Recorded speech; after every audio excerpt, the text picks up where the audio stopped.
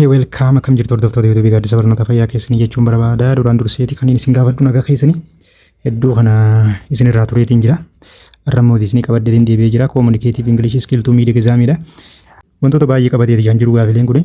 Gaafilee kana yuunivarsiitii gara 4 irraa walitti cuunfeetiin wantoota vocabulary tan grammar partii tan keessaa fuffunaaneetiin walitti qabeeti kan isin dhufe. Waliin hojjechuu waa'ee galuu jechuun barbaada. Like gochuun eegala. Okay, gara hojiitti yaasennu gaafii tokko farraa eegallaa. Gaafii tokko faan maaliin eegala vocabularyidha. Gaafiilee martinuu isiniitu multiple choice yookaan filannaadha. Haa eegalluu partii 1 start by what vocabularyidha jechuudha. Vocabulary vocabulary armaan gadii isa sirrii ta'een good complete the word is the best complete sentence based on the context jechuudha. Vocabulary haalleen itti galu contextual meaning hordofuudhaan jechuudha. Follow the contextual meaning. Gaafii tokko farraa yookaan gaafii tokko faan maal jetti the doctor provided a blanket to the patient to help manage symptoms of flu or influenza jechuudha. Doktorri tokko patientii tokko maal godhuudhaaf manage gochuudhaaf yookaan symptomii influenza yookaan dhibee influenza kanarraa furuudhaaf maal godhe bakka duwwaa patientiidhaaf kennee yookaan gargaaree jira. A description, B prescription, C subscription, D transcription. Waraqaan xiqqaan jechuudha. Waraqaan xiqqaan garuu yeroo fakkeenya mana yaalaa deemtan waraqaan xiqqaan qoricha akkanaa irra barreessanii faarmaasii dhaqiitii irraa fudhudhuu siin jenni sun maal jedhamti jechuudha. Waraqaan sanii prescriptionidha jechuudha. Waraqaan maal jedhamti? It's called prescriptionidha jechuudha. Gara gaafii lammaffatti yoo gaafii lammaffaan maal jetti? Gaafii lammaffatti yoo deemne lammaffaan maal jedha? Many scientists believe that global warming is a blank threat that requires immediate international action or international focus or international participation ida barbaada. A minor, B significant, C temporary, D trivial jechuudha. Iddoo kana bu'ee himni hima kana guutuu taasisu isa kamii kan jedhu jechuudha vocabulary jechuun.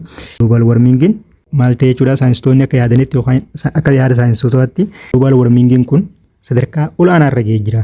Yookaan sadarkaa yaaddeessaa ta'e irra ga'ee jira waan ta'eef maal ta'u jechuudha international yookaan murna muraasa qofaan osoo hin ta'in namoonni addunyaa keessa jiran martinuu irratti hirmaachuu kan qabu. Isa kana hir'isuudhaaf shoora keessatti taphachuu kan qabudha jechuudha.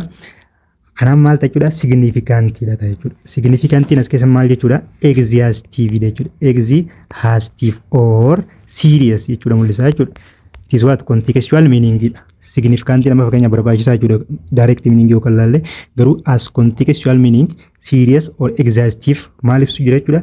Tiit gochuun isaa kun maal ta'e jechuudha serious dha yookaan olaanaa ta'uu isaati kan inni muuzi. Gara gaafiitti aanutti jina gaafii sadaffaan. Okay, gaafii sadaffaan maal jedha? To understanding the text better you should look for a blank clues like synonym and antonym. A grammatical, B visual, C contextual, D structural. Fakkeenyaaf tekstii tokko sirriitti hubachuudhaaf maal hubachuu si barbaachisa jechuudha. Galumsa himichaati jechuudha. Fakkeenyaaf akkuma gaafii lammaffaa irratti hojjenne signifikantiin iddoolee biratti yookaan direct meaningidha yoo laalle maal jechuudha barbaachisaafaa jechuudha. Kan caalatti barbaachisuufaa jechuudha. Garuu immoo contextual meaningidhaan serious yookaan exhaustive akkuma ta'e san maal barbaanne jechuudha. Grammatically osoo hin taane, visually osoo hin taane, structure isaati osoo hin taane maal irratti focus godhuu qabna? Contextual meaning isaa laaluu qabna jechuudha. Caalatti waan san hubachuudhaaf yookaan tekstii tokko yookaan barreeffama wayii tokko yookaan kitaaba wayii tokko yeroo dubbisnu hubachuudhaaf maal beekuu qabna jechuudha. Contextually jechoota beekuun baay'ee barbaachisaadha jechuudha. Gaafii afuraffatti hojjennu gaafii afuraffaan maal jedhaa? The university is known for its a blank academic standard and research excellence. A low, B flexible, C rigorous, D causal. Maal jedhaa? Universities known for its maaliin beekamtu jechuudha. University manni isin beekamtuuf academic standard yookaan akadaamiidhaan gama barnootaatiin roga barnootaatiin maal gochuudha barattoota yookaan hojjettoota isaan keessaa cimsuu fi jabeessuu akkasumas immoo iddoolee riisarchii gaariin itti gaggeeffamudha yookaan riisarchii olaanaan iddoolee itti gaggeeffamudha.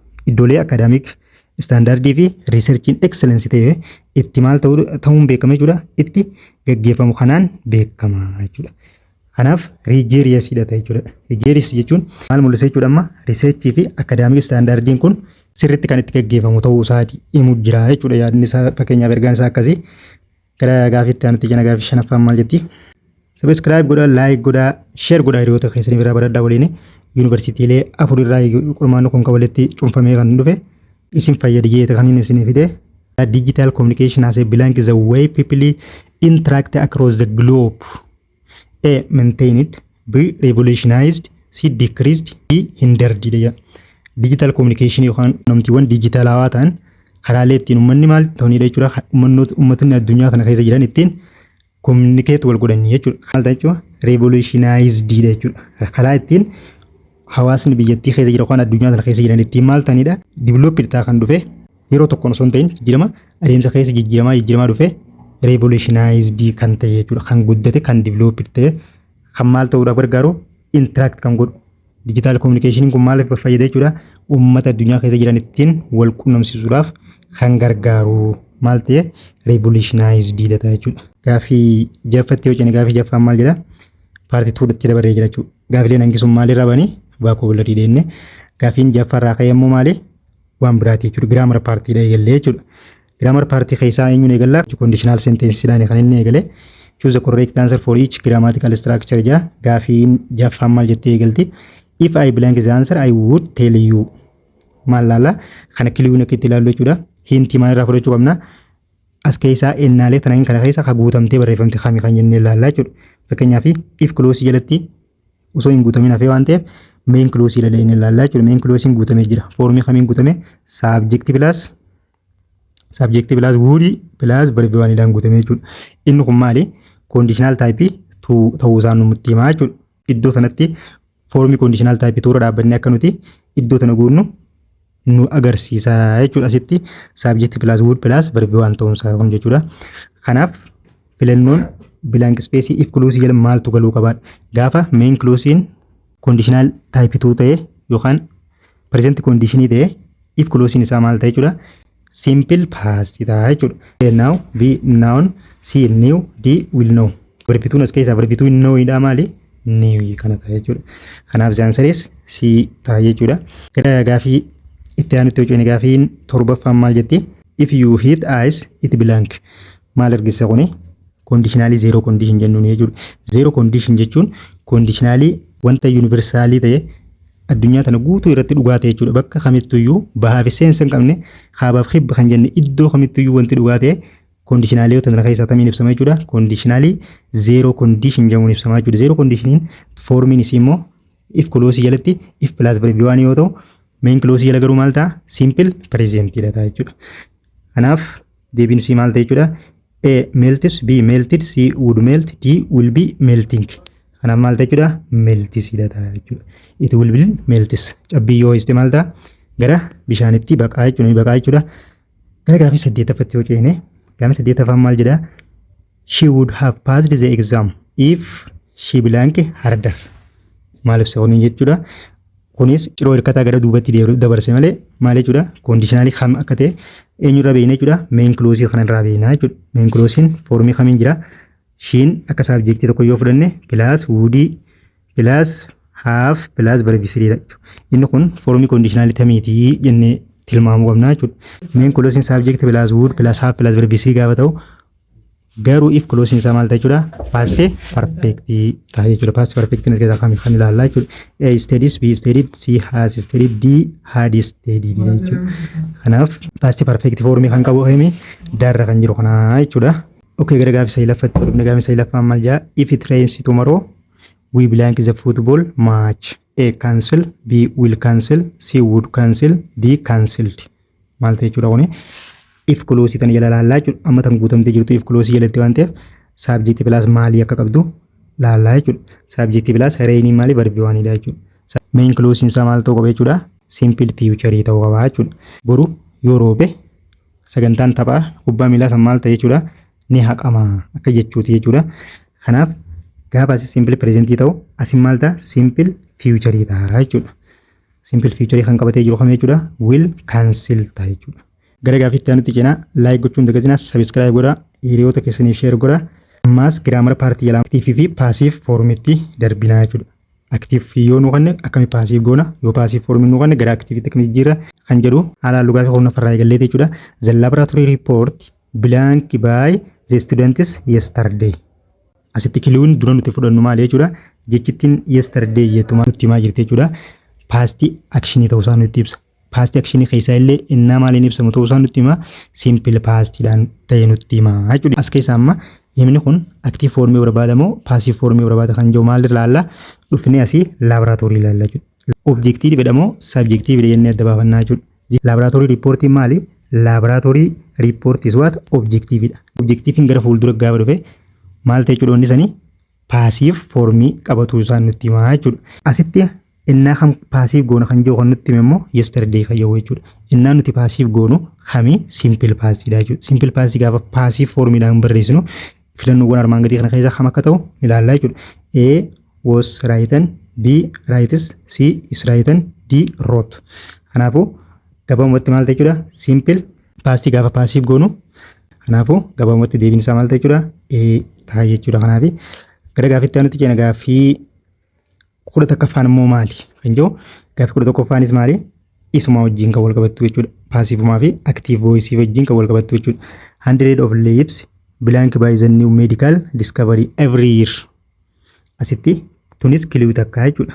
Hintii takka tanaan nu kannaa jechuudha. Every year wanni jettu innaan kanname presentii ta'uu isaan nutti ibsaa jechuudha. Innaan nuti active yoo ta'es active goonu passive yoo nu gaafates passive goonu kam jechuudha presentii tensi keessaa jechuudha. A savedha, B are saved, C saves, D were saving.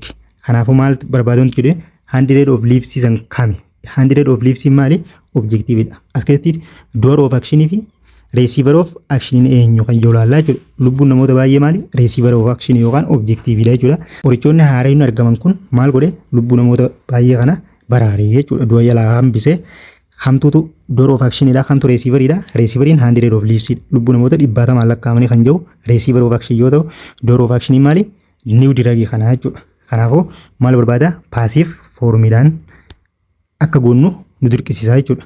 Every year kan jettu presentii keessaa illee kam nutti himti simple presentii dha jechuudha. Simple presentiin gaafa passive formiidhaan barreessuun maal ta'a object plus is or am or are plus verb 3 subjectiin dhumara dhufaa jechuudha. Gara dhumara subjectiitu dhufaa jechuudha. Inni ta'e jechuudha are saved dha jechuudha.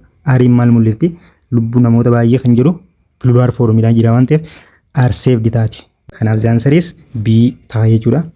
Gara gaafitti aanutti hojjenne gaafiin 12ffaan maal jedhis professor blank the lecture at 10 am yesterday. Kunis maali? Gaafiin passive formi nu gaafate moo active formi kan jiru sirriin laaluu barbaadna jechuudha. Kana keessaa maal beekna maal adda baasuu qabna dursinee receiver of action and door of action adda baafna jechuudha.